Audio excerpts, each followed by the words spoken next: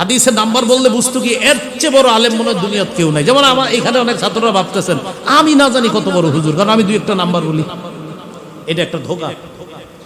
হাদিসের নাম্বার আমি কেন বলা শুরু করছি, আমার একটা উদ্দেশ্য ছিল। এটা আমি অনেক 7-8 বছর আগে বক্তৃতায় বলেছি, আমি আবার 5-6 বছর আগে লেখালেখিতে বলেছি যে আমার নাম্বার বলার একটা রহস্য আছে। এটা হলো এই পৃথিবীর অনেক মানুষ মনে করে নাম্বার বলতে পারাটাই বড় যোগ্যতা, তাদেরকে বুঝিয়ে দেওয়া না নাম্বার বলা কওমি মাদ্রাসার ছেলেদের কাছে কোনো ব্যাপার না, এটা বুঝানো।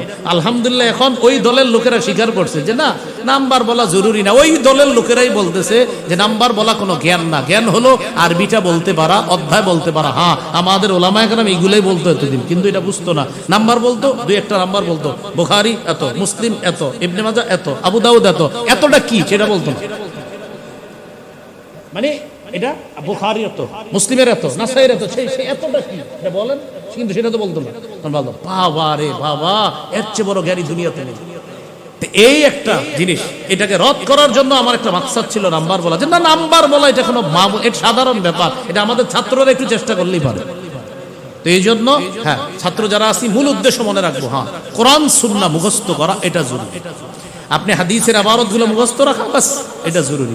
কোরআনের আয়াতগুলো আপনি বলতে পারা, এত নাম্বার আয়াত এটা জরুরি না। বাস সূরা নাহলে আছে আয়াতটা, সূরা ফাতিহাতে আছে আয়াতটা, সূরা বাকারার মধ্যে আয়াতটা আছে, 2 নাম্বার পারা আয়াতটা আছে, 2 নাম্বার না বলতে পারলো খালি একটু বলা আল্লাহর কোরআনে আয়াতটা জরুরি। হাদিসের নাম্বার বলা জরুরি না, রাসূল সাল্লাল্লাহু আলাইহি সাল্লাম বলেছেন ইন্নামাল আমালু বিন্নিয়াত, এটা বলা জরুরি। হ্যাঁ এরপরেও যদি নাম্বার আপনি বলতে পারেন কোনো সমস্যা নাই, কিন্তু এই ধোকায় না পড়া যে নাম্বার মনে হয় বলতে পারাটা মুখস্থ করাটা জরুরি। যে বললাম না আমার একটা মাকসাদ ছিল, আলহামদুলিল্লাহ ওই মাকসাদ সফল। এখন যাদের ব্যাপারে আমি মাকসাদটা নিয়েছিলাম তাদের মুখ থেকে বের হয়েছে যে নাম্বার বলা এটা জ্ঞান না, নাম্বার বলতে পারাটা জ্ঞান না। তো তাদের অনুযায়ী এরকম অনেক মূর্খ এখন বের হবে যারা আপনার খালি নাম্বার বলে জাতিকে ধোঁকা দেয়, জাতিকে শুধু ধোঁকা দিত খালি নাম্বার বলে, এই নাম্বার এই নাম্বার, এরকম আপনি অসংখ্য মূর্খ পেয়ে যাবেন যারা নাম্বার বলে ধোঁকা দিত। তাহলে ইবারতটা মুখস্থ করার চেষ্টা করা, অথবা মিন আইনা লাকা হাদাল ইলম, আপনার এত ইলম কিভাবে অর্জন হয়েছে? তো তিনি জবাব দিলেন 3টা কারণে আল্লাহ আমারে ইলম দান করেছে। 1 নাম্বার বিনাফিল ইতিমাদ, আমি ভরসা করি না ইলমের উপর। আমি ভেবেছি এই মনে হয় শিখে ফেলেছি, পরে দেখি না এইটার চেয়ে আরো কিছু আছে, এরপরে মনে হয়েছে না এটাই মনে হয় চূড়ান্ত, দেখছি না না না আরো আছে।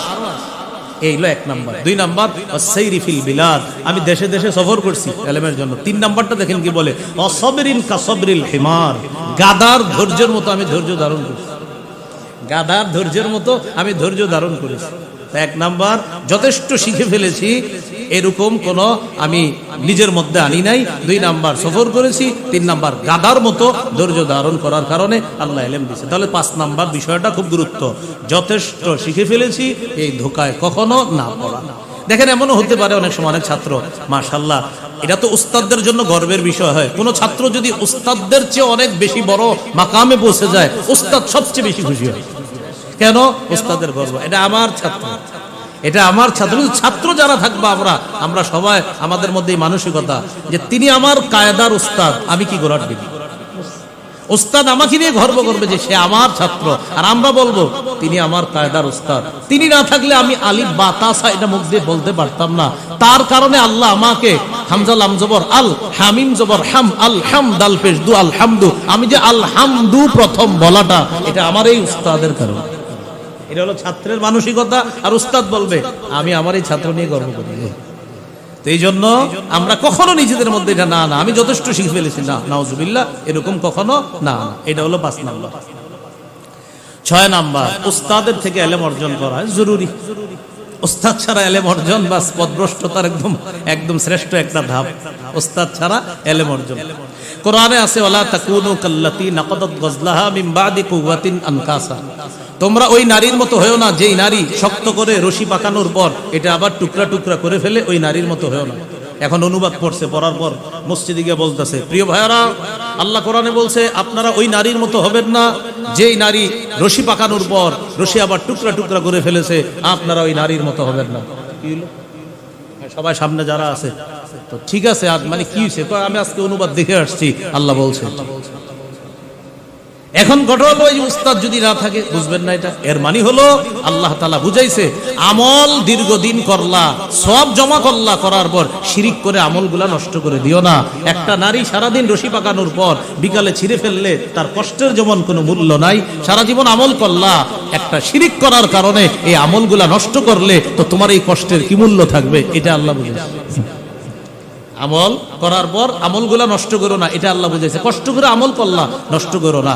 নারী কষ্ট করে রশি পাকাইলো, আবার এটা ছিঁড়ে ফেললো, তোর কষ্টের কি মূল্য? তুমি আমল করলা কষ্ট করে, এটা শেষ করে দিলা, তো কষ্টের কি মূল্য, এটা আল্লাহ বুঝাইছে। তাহলে উস্তাদ লাগবে, বলেন কি লাগবে? উস্তাদ। মুস্তাদ আহমদের হাদিস, রাসূলুল্লাহ সাল্লাল্লাহু আলাইহি সাল্লাম বলেন, খুযুল ইলমা ক্বাবলা আন ইয়াযহাবা, ইলম চলে যাওয়ার আগে ইলম অর্জন করো। সাহাবীরা বললেন, কাইফা ইয়াযহাবুল ইলম ওয়া ফিনা কিতাবুল্লাহ, হুজুর আমাদের মাঝে আল্লাহর কোরআন আছে, কিভাবে ইলম যাবে? নবীজি বললেন, আলাম তাকুনিত তাওরাত ওয়াল ইনজিল ফি বনি ইসরাঈল ফালাম ইউগনি আনহুম শাই, বনি ইসরাঈলের তাওরাত ছিল, ইনজিল ছিল, কোথায়? তারাও তো পথভ্রষ্ট হলো। কিতাব যথেষ্ট না, কিতাবের বাহক যথেষ্ট। কিতাবের বাহক লাগবে, কিতাবের উস্তাদ লাগবে। তখন নবীজি বললেন, এখানে ইলম চলে যাওয়ার অর্থ হলো আইয়াযহাবা হামালাতুহু, ইলমের বাহকগণ চলে যাওয়ার আগে ইলম অর্জন করো। কি বললেন দেখেন, ইলমের বাহকগণ চলে যাওয়ার আগে ইলম অর্জন করো। আবু দারদা রাদিয়াল্লাহু তাআলা আনহু বলেন, মালি আরা উলামাআকুম ইয়াযহাবুনা ওয়া জুহালাকুম লা ইয়াতাআল্লামুনা, কি ব্যাপার? আলেমরা চলে যাচ্ছে, জাহেলরা কেন শিখতেছো না তোমরা? আলেমরা চলে যাচ্ছে, জাহেলরা এখনো শিখতেছো না কেন? সাবধান, মনে রাখবা, আলেম চলে যাওয়া, ইলম উঠে যাওয়া। তিনি বললেন, আলেম চলে যাওয়া, ইলম উঠে যাওয়া, আলেম চলে যাওয়া, ইলম উঠে যাওয়া। আর বুখারীর হাদিস, বিখ্যাত 100 নম্বর হাদিস, যে হাদিসে নবীজি সাল্লাল্লাহু আলাইহি ওয়াসাল্লাম বলেছেন, ইন্নাল্লাহা লা ইয়াকবিজুল ইলমা ইনতিজাআন ইয়ানতাজিউহু মিনাল ইবাদ, আল্লাহ ছিনা থেকে এইভাবে ছো মেরে ইলম নিয়ে যাবে এমনটা করবে না। ওয়ালাকিন ইয়াকবিজুল ইলমা বিকবজিল উলামা, আলেম নিয়ে যাবে, ইলম উঠে যাবে, আলেম নিয়ে যাবে, ইলম উঠে যাবে। মাঝে মাঝে আপনাদের মনে হবে, আমি মনে হয় বিবারিয়ার বড় হুজুর হচ্ছে বড় আলেম, এরকম অনেকের মনে হবে। আর না, আমি মনে হাফিজ হুজুরের চেয়ে বেশি শিখে ফেলছি, না না, আমি আমিন সাহেবের চেয়ে বেশি শিখে ফেলছি। আল্লাহর নবী বলেন, না, এক একজন আলেম চলে যাওয়া, ইলমের এক একটা সাগর, এক একটা নদী চলে যাওয়া।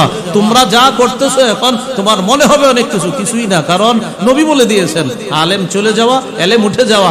এখন আমরা ওই সাইডের কিছু ধরে আছি। এখন একজন বড় হুজুর চলে যাওয়া, ইলমের এক খাজানা জাহাজ চলে যাওয়া, মুফতি আমিনী চলে যাওয়া, তো ইলম পুরা সাথে সাথে বিশাল বড় এক ভান্ডার চলে যাওয়া। আমিন সাহেবের সিয়াসি জীবন জানেন, ইলমি জীবনটা একটু হুজুরের কাছ থেকে একটু শুনবেন ছাত্ররা মাঝে মাঝে। ওনার ইলমি জীবন শুনবো হুজুর, সিয়াসি জীবন তো জানি আমরা, উনি রাজনীতি জীবন কেমন এটা আমরা সবাই জানি, কিন্তু উনি ইলমি মানুষ কেমন এটা একটু ওনার এই বিবারিয়ার আলেমদের কাছ থেকেও শুনবেন, মাদানী সাহেবের কাছ থেকে শুনবেন, যে আমিন সাহেবের ইলমি হাইসিয়তটা একটু শুনতে চাই। তো এক একজন আলেম চলে যাওয়া, ইলম চলে যাওয়া, এজন্য আফসোস করা, এজন্য আফসোস করা যে আল্লাহ, বড় বড় উলামা একরাম চলে যাইতেছে, আমাদের কি হবে? আফসোস করা।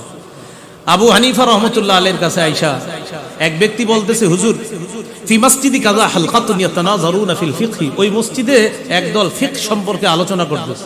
ইমাম আবু হানিফা বললেন, আলাহুম রাসুন, তাদের মাথা আছে? ফিকহ সম্পর্কে আলোচনা করে, তো তিনি বললেন তাদের মাথা আছে, মাথা মানে তাদের উস্তাদ আছে? তো বললেন না। ইমাম আবু হানিফা বললেন, লা ইয়াতাফাক্কাহুনা আবাদা, এরা কখনো ফিকহ অর্জন করতে পারবে না। আয়েশা বললেন, হুজুর ওই মসজিদে ফিকহের আলোচনা হচ্ছে। ইমাম আবু হানিফা বললেন, উস্তাদ আছে? বলতেছে না। ইমাম আবু হানিফা বললেন, সারা জীবন আলোচনা করলো ফিকহ অর্জন করতে পারবে না, উস্তাদ লাগবে, উস্তাদ জরুরি, উস্তাদ লাগবে। আব্দুল্লাহ ইবনে মাসউদ রাদিয়াল্লাহু তাআলা আনহু ওই যুগে বলেছেন, ইন্নাকুম ফি জামানিন কাসীরুন ফুকাহাউহু কলিলুন খুতাবাউহু, তোমরা এমন জামানায় আছো যেই জামানায় আলেম বেশি, বক্তা কম। ওয়াসায়াতি মিন বাদিকুম জামান, তোমাদের পরে এমন এক জামানা আসবে, কলিলুন ফুকাহা, ওই যুগে আলেম কমে যাবে, কাসীরুন খুতাবা, বক্তা বেড়ে যাবে। কি বাড়বে? কি বাড়বে বলেন সবাই? হ্যাঁ, বক্তা বাড়বে। আর তো আমার বিরুদ্ধে যাচ্ছে, সমস্যা নাই তো, বলেন জোরে, কি বাড়বে? বক্তা বাড়বে, সেই যুগ চলতেছে যে আলেম কমে যাবে, বক্তা বেড়ে যাবে। ইবনে মাসউদ রাদিয়াল্লাহু তাআলা আনহু বলেন, এই যুগে আলেম বেশি, বক্তা কম। ওই যুগে থাকবে বক্তা বেশি, আলেম কম। আর সাথে সাথে বলতেছেন, ওই যুগে আমল করতে বেশি, আর ওই যুগের মধ্যে মানুষ আমল করবে কম। ওই যুগে আমল করতে বেশি, আর এই যুগে আমল করবে কম। আল্লাহ আমাদেরকে হেফাজত করেন। এই হলো আপনার কয় নাম্বার গেল? 6 নাম্বার, উস্তাদের কাছ থেকে এলেম অর্জন করা। 7 নাম্বার ইনহিমাক, একাগ্রতা। একাগ্রতা ছাড়া এলেম আসবে না, একাগ্রতা জরুরি। কাফিয়া পর্যন্ত পড়ছি, পড়ার ধুর আর ভাল লাগে না, না না না, একাগ্রতা লাগবে। 15 বার পড়ার পর আর মন ঠিকে না, না একাগ্রতা লাগবে, পড়তে হবে। মেশকাত পুরে ফেলছি তো হয়ে গেছে, এক মসজিদে গিয়ে ইমাম হয়ে যায়, তার কি দরকার দাওরা পড়ার? ইনহিমাক, একাগ্রতা লাগবে। দাওরা পড়ার পর, ইফতা পড়ার পর, তাখাসসুস পড়ার পর হুজুররা আপনার একটা লাইন ধরায় দিছে যে শোনো, এই তুমি এইভাবে এইভাবে পড়বা, এবার আপনার পড়াশোনার জীবন শুরু হবে। হুজুররা আপনাকে ইফতা, তাখাসসুস, তাফসীর পর্যন্ত একটা লাইন ধরাইছে, এইভাবে কোরআন পড়বা, এইভাবে হাদিস পড়বা, এইভাবে কোরআন হাদিস ঘাইটা, ফিকহের কিতাবগুলা ঘাইটা মাসালা বের করবা। এটা আপনার একটা লাইন ধরিয়ে দিয়েছে। এখন আপনার মূল পড়াশোনা শুরু হবে মুফতি হওয়ার পর। হুজুর এটা কি কইলেন? কত নিয়ত করছি মুফতি হওয়ার পরে লম্বা একটা ঘুম দিমু, আপনি বলতেছেন এখন কি? না, পড়াশোনা শুরু হবে তখন, পড়াশোনা শুরু হবে তখন। এজন্য মনে রাখবেন, ফারাগাতের পরে যেই ছাত্রগুলার পড়াশোনার প্রতি মনোযোগ বাড়বে তারা কিছু করতে পারবে ইনশাআল্লাহ। পড়াশোনা বাড়াতে হবে কখন? ফারেগ হওয়ার পর। ফারেগ হওয়ার পর, এটা একদম মনে রাখবেন, ফারেগ হওয়ার পর পড়াশোনা আপনার শুরু। ফারেগ হওয়ার পর্যন্ত আপনার শুধু উস্তাদের একটা লাইন ধরাইছে, এইভাবে এইভাবে যাবা, এবার আপনার পড়াশোনা শুরু করতে হবে। মাদানী সাহেব বললেন যে আমি পড়াশোনা শুরু করছি কেমনে, কিভাবে করলাম? আমার পড়াশোনা শুরু হয়েছে ফতুয়া বিভাগে পড়ার 1 বছর পড়তে। ফতুয়া বিভাগে পড়ছি লালবাগ, এরপরে 1 বছর অতটা পড়াশোনা করি, এই পরের বছর থেকে পড়াশোনা শুরু করছি। এর পরের বছর গিয়ে আপনার পড়াশোনা মানে কিতাবাদি ঘাটাঘাটি শুরু করলাম। এর আগে না না ওরকম হাদিসও বলি নেই, কোরআনও বলি নেই, কিচ্ছুই বলিনি। তো পড়াশোনা শুরু করছি, ফারেগ হয়েছি, এরপরে 1 বছর অত পড়াশোনা করি নাই, পরের বছর থেকে গিয়ে পড়াশোনা শুরু করছি। এই জন্য ফারেগ হওয়ার পর আমাদের পড়াশোনা শুরু হবে ইনশাআল্লাহ, বলি ইনশাআল্লাহ। প্রচুর পড়াশোনা করতে হবে, আল্লাহ তৌফিক দান করেন। এই গেল শর্ত। এবার সর্বশেষ আলোচনা, এলেম অর্জনের জন্য উপকরণ। বাহ্যিক 3টি উপকরণ। 1 নাম্বার মুতালা, যেটা হুজুররা বলে সব সময়। 2 নাম্বার তাকরার, 3 নাম্বার দর্শে উপস্থিত হওয়া। বাহ্যিক 3টি উপকরণ, মুতালা, তাকরার, দর্শে উপস্থিতি। মুতালা আবার 2 প্রকার, উস্তাদের মুতালা, ছাত্রের মুতালা। উস্তাদের মুতালা আবার 3 প্রকার। উস্তাদ যারা আছি আপনারা আমার সম্মানী মানুষ, এরপরে বলে দিচ্ছি, উস্তাদ যারা আছি উস্তাদদের মুতালা হবে 3 ধরনের। 1 নাম্বার দর্শী মুতালা, দর্শের যে কিতাব। 2 নাম্বার ফন্নি মুতালা, উস্তাদ যে বিষয়ে মাহের, মানে ওনার নাহুর দিকে ওনার ঝোঁক বেশি, বাস উনি নাহুর যত কিতাব আছে দুনিয়াতে সব ঘাইটা পড়বে। ওনার ফিকহের দিকে ওনার আগ্রহ, উনি ফিকহের সব কিতাব পড়বে, কথার কথা। এটা হলো আপনার ফন্নি মুতালা। আর 3 নাম্বার হলো কোরআন সুন্নাহর ব্যাপক মুতালা, এটাকে বলে তাফাক্কুহ ফিদ্দিন। কোরআন সুন্নাহর ব্যাপক মুতালা। তাহলে মুতালা 2 প্রকার, ছাত্রদের মুতালা, উস্তাদদের মুতালা। উস্তাদদের মুতালা 3 প্রকার, একটা দর্শী আর একটা ফন্নি। ফন্নি যেই ফনে উস্তাদের বেশি আগ্রহ সেটা বেশি বেশি পড়বে উনি। আর 3 নাম্বার সময় বের করে করে, উস্তাদদের মধ্যে এরকম হবে যে হুজুর 6টা কিতাব পড়াই, 7টা পড়াই, সময় কখন বের করব? করতে হবে, বের করে করে কোরআন সুন্নাহ একটু একটু করে মুতালা করা। এটা হলো উস্তাদদের মুতালা। ছাত্রদের মুতালা 2 ভাগ। দাওরা পর্যন্ত, এখানে মেশকাত ছাত্র পর্যন্ত আছি, মেশকাত বা দাওরা পর্যন্ত ছাত্র যারা, আমাদের মুতালা হলো সামনের সবক বুঝে ক্লাসে যাওয়ার চেষ্টা করা, এটা আমাদের মুতালা।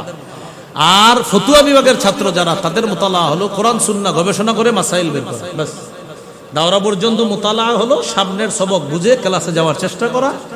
আর ফতুয়া বিভাগের মুতালা হবে কোরআন সুন্নাহর ব্যাপকভাবে গবেষণা করে মাসাইল বের করা, এটা হলো ছাত্রদের মুতালা। এ হলো বাহ্যিক 3টি উপকরণ। 1 নাম্বার মুতালা, 2 নাম্বার তাকরা, 3 নাম্বার দর্শের উপস্থিতি। আভ্যন্তরীণ 3টি উপকরণ লাগবে। 1 নাম্বার উস্তাদের খেদমত, 2 নাম্বার মাদ্রাসার আদব, 3 নাম্বার কিতাবাদির আদব। উস্তাদের আদব, মাদ্রাসার আদব, কিতাবের আদব। উস্তাদের আদব, কিতাবের আদব, আর একটা হলো আপনার মাদ্রাসার আদব। উস্তাদের আদব আবার 4 ধরনের, আবার উস্তাদের আদব 4 ধরনের। খেদমত, আজমত, ইতাআত, মুহাব্বত। খেদমত, আজমত, ইতাআত, মুহাব্বত। উস্তাদের খেদমত করা, উস্তাদকে সম্মান করা, উস্তাদের আনুগত্য করা, উস্তাদকে মুহাব্বত করা, উস্তাদকে ভালোবাসা। এই কথাগুলা মনে রাখা। তো বলছিলাম আভ্যন্তরীণ 3টি উপকরণ, উস্তাদের খেদমত, আরেকটা হলো মাদ্রাসার আদব, কিতাবের আদব। কিতাবের আদবটা আমরা অনেকে মূল্যায়ন করি না। এটা কিন্তু জরুরি। থানবী রহমতুল্লাহ আলাইহি শুধু একটা কিতাবই লিখছে কিতাবের আদব সম্পর্কে, কিতাব কিভাবে রাখতে হবে। সবার উপরে থাকবে কোরআন, এরপরে হাদিস, এরপরে ফিকহের কিতাব, এরপরে বাংলা, মানে এইভাবে একটা ধারাবাহিক। না আমরা এটা গুরুত্ব দিই না, দেখা যায় একটার উপরে আরেকটা রেখে দিচ্ছি না, এটাও গুরুত্ব দেওয়া।